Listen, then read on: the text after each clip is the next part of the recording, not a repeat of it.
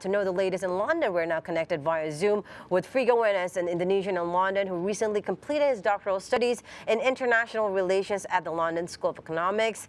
So, good evening, Frega. Good evening, Ba. Yes, so Frega, may we know what time it is right now there? It's nearly midnight. It's nearly midnight, so we apologize to keep you awake until right now. But how are you and your family amidst, again, the lockdown now, and of course, the concerning of the new strain coronavirus that is popping up in UK and then all over Europe? Well, thank God that we are healthy, but it's a bit shocking that we recently heard about the decision by the government, because on the 16th of December, London was actually shifted to Tier 3, which is quite, a very high alert. And then recently, on last Saturday, the Prime Minister actually shifted to Tier 4, which is the full lockdown. So it's a bit difficult to deal with this kind of situation, even though we are still allowed to go to essential shops where we can buy grocery, to drugstores, but it's very limited to meet friends or families which is not from the same household. But so far, we are trying to follow the regulation adopted by the government, the UK government, and also the mayor of London, because of the increasing case in the past 2 weeks, which is quite shocking, because double up. Even in the beginning of December in London, the case was about like 2,200 cases, and by the 16th it went up nearly 10,000. So because of this reasoning, actually the government tried to curb the wider spread of the coronavirus, especially with the new variant or new strain, right, where it has achieved 70% speed. It's quickly transmittable to other people. That's why the government tried to set up another lockdown or stay-at-home policy at this stage. Right, it is very unexpected. Yeah. And Mr. Frega, as you just mentioned, right, Prime Minister Boris Johnson originally had planned to ease during the holidays, but then just because of the emergency mutation that they came into Tier 4 lockdown. Now, what advice has the government given to Londoners about this new lockdown, about this Tier 4 thing? Well, actually, Prime Minister and the Cabinet just had the Cobra meeting this afternoon, London time, and then at 5 o'clock in the afternoon, he had his daily brief. He actually suggested, especially those who reside in Tier 4, because not all the country has been set up as Tier 4. There are various tier, 2, 3, 4, but London and the South England, we are now in Tier 4. So the Prime Minister actually suggested all of us, especially the Londoners, to follow the regulation. Otherwise, it might speed up, the spread of coronavirus. And the worst case scenario is actually if the NHS health facility is overloaded, that will disrupt actually, the treatment of people who might have been impacted. And of course, at this stage, a lot of people actually have been impacted, especially those who work for the non-essential shops like hairdresser, barbers, and gyms.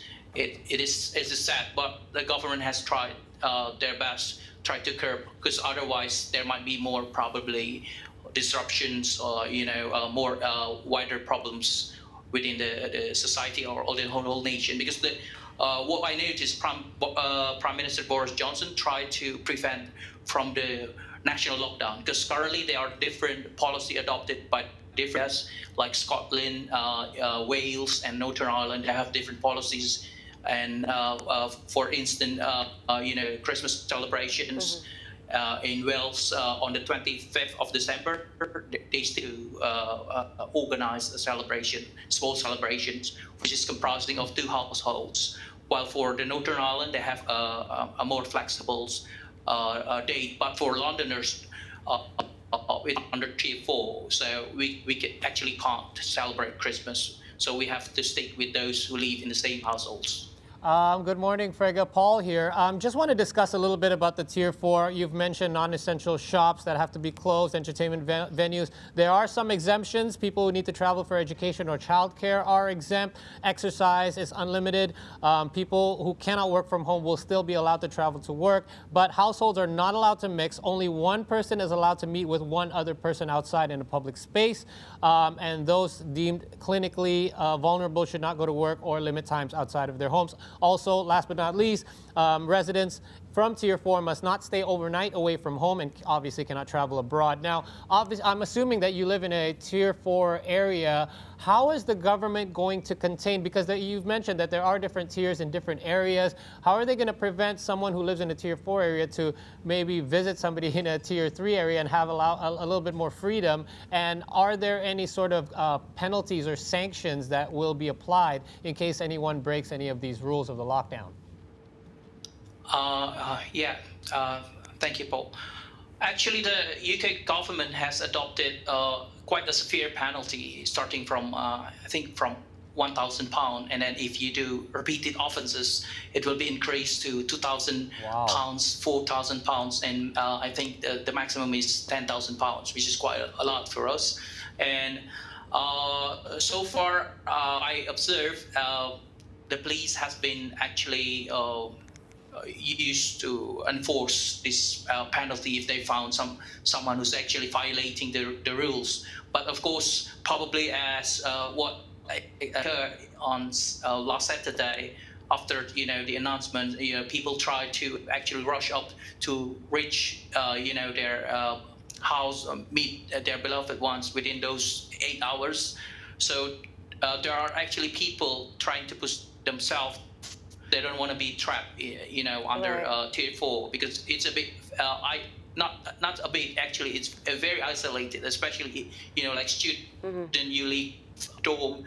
It's a very unexpected situation. And I think what I experienced recently is actually they have a connected database. For example, I planned actually before to visit the South England, but because my address is in Tier 3 at the time, they automatically canceled my booking at the time. And I assume that will also happen with Tier 4 because, the restriction is even higher. Right. Now, of course, Frega, as we've known about this new strain virus that is found, and now it seems that the pandemic hub is in UK, especially in London. We've seen in the breaking news that people, especially expatriates that lives in London, they want to go out of London right away, but there is a lot of countries, France, Germany, Ireland, Scotland, Italy, is already closing down their borders, and we've seen that the Heathrow airport has been packed with people going now. Now, what about your friends that is probably want to head out of London and then they cannot get out? Is there any new updates from them?